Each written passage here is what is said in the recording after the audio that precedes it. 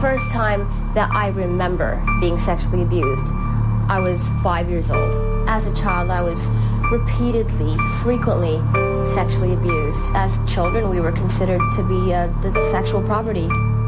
We were required to perform oral sex. The consequences for not having sex with adults was severe.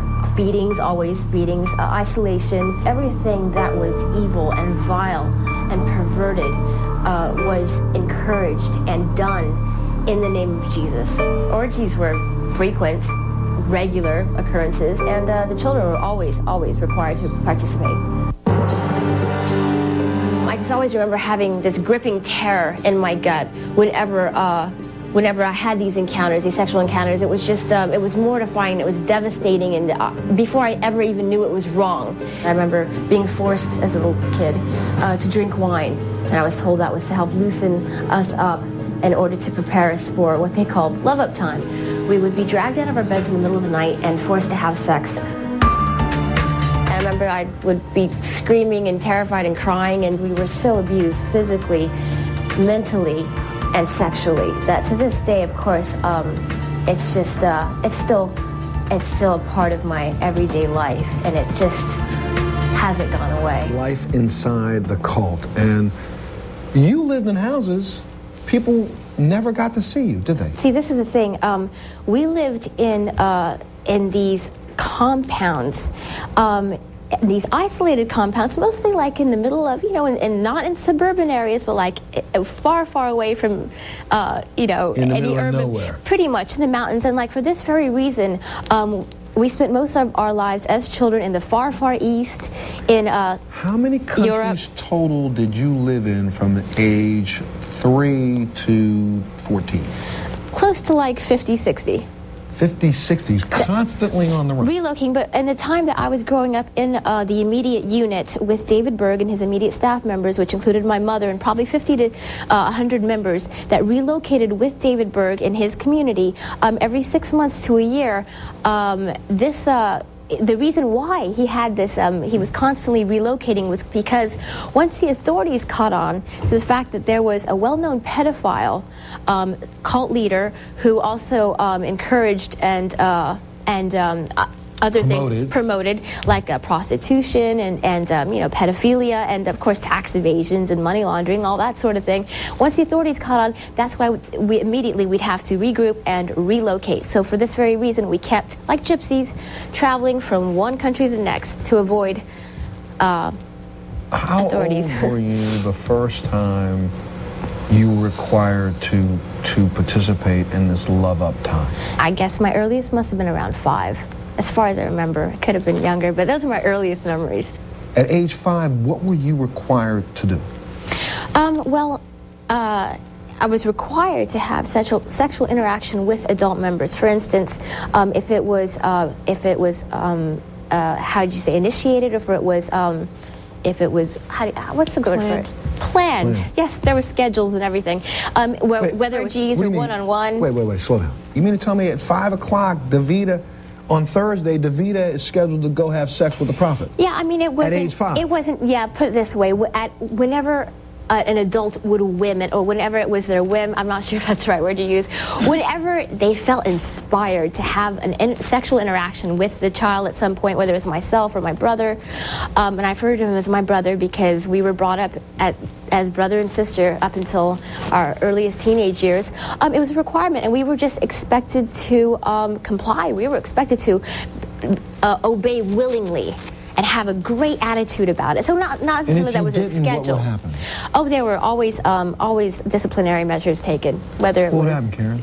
It would get horrible. They would accuse you of demonic possession, lack of faith, tie you to beds, beat you. This was very common amongst our generation, but the second generation, it didn't happen because they had to stop it only because of negative publicity and because of all the But I say right now, I don't care if they stopped it or I don't care if they stopped it or not. 8 years ago, 9 years ago. But the thing is, the rest of the family has no idea that this is going on, and that's why they think that we are liars. That's why we are here to come out today and tell people the truth, because I want everyone in the family to know this is the foundation okay, the people that founded this group, this is what they promoted. This is what... And whether or not they've done it in the last 7 or 8 years, they are still guilty of child molestation. And any organization that promoted, sponsored, sent out documents about it should all go to jail. It's that simple.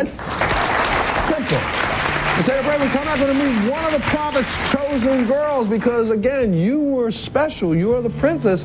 But the prophet, this man could reach out at any point in time and say, your daughter? She's really attractive. You know what? You're going to leave your daughter with us. Yes. I'm going to take care of her. You'll go on to Japan and help do some work in the group there, okay? Oh, yeah, you will. We'll be back right after this. As a young child, I was trained and groomed to be sexually active. I was coerced and introduced to perform sexual acts with adult males in the home. When I was 8 years old, this was the first time that I performed a striptease video where I took off all my clothes and danced in front of the camera for David Berg. At the end of the dance, we were supposed to raise our hands completely naked and with our hands raised to God, called Glorify God in the Dance. Nudity was encouraged, topless. We didn't wear anything on the top, and we wore very slight sarongs and undergarments. I would find myself being in situations where I would watch adults having sexual intercourse and performing sexual activities.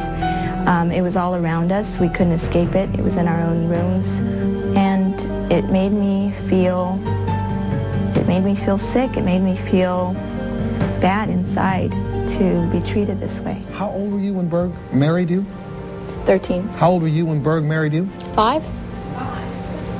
5! Tell them the truth about what they've said to you religiously. What will happen to you if you go against the family? You're going to burn in eternal damnation forever and day? That's a good point. Okay, religiously speaking, the religious ideology behind the way we were raised is that anyone who leaves this group is considered a backslider in the eyes of God. They're turning their back on God himself. And to turn your back on the leadership and to speak out against the leadership, you basically are opening yourself up to all kinds of horrible things happening, God's judgment. You're going to commit suicide. You're going to have mental breakdowns. You're going to lose everyone you love in your life. Nothing's going to work out. You're not going to have a good job. I mean, all this stuff. And let's back up. They don't say this the day you walk in and say, can I resign? They start telling you this when you're 3 years old. Yeah. 4 years old. 5 years old. Lightning bolt's going to hit you in the head. You know, God's going to come down and do something to you personally. And I guess being told to a child you would buy this. And we still have that probably to some extent in there. How did you finally get out? It came to the point where I had nowhere to go. You had no education? No education. I had my basic GET high school education, but like, where am I going to go get a job? So I ended up leaving when I was 20 because I finally went as an exchange student to Russia. And now you're here in New York. Yes. And and you know what? I don't say this as an aspersion. I don't say this to cut. But what do you do now? Right now, I'm a full-time web model. Okay. And is that part of this entire idea that there's only one aspect of you that we can promote? You know what? It's a part of me that I am very comfortable with, and I am confident in, and it's actually an aspiration, and it's a challenge for me, and I really I'm good at it, and I'm enjoy it, and I'm challenged with it. But how often do you stop for a second and deal with the demons? Oh, all the time. But it's making me stronger, and being around good people like Amy, who has also come through, and like we're here, and finally, the best way to deal with it is finally having you guys hear our story. Let me take a break. I'll get your story. Come back. We'll be back right after this.